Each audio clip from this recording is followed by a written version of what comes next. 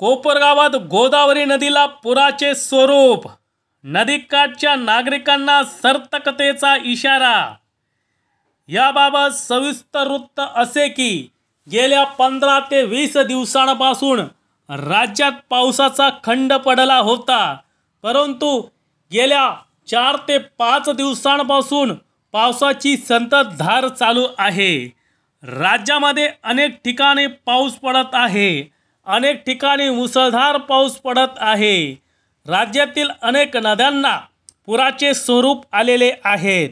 अनेक ठिकाणी पाऊस मोठ्या प्रमाणात पडत असून नाशिकसह राज्यात देखील मोठ्या प्रमाणात पाऊस पडला आहे। त्यामुळे गोदावरी नदी पात्रात विसर्ग सुरू असून संततधार पाऊस चालू आहे। त्यामुळे कोपरगाव तालुक्यातील नागरिकांनी सावध राहावे, गोदावरी नदी काठच्या नागरिकांनी सतर्क राहावे असा इशारा प्रशासनाच्या वतीने देण्यात आला आहे। कोपरगाव तालुक्यात शहरात देखील वाहणारे गोदावरी नदीला पुराचे स्वरूप आलेले असून शहरातील गोदावरी नदी काठी अनेक नागरिक पाहण्यासाठी या ठिकाणी येत आहे। त्यामुळे नागरिकांनी सावध राहावे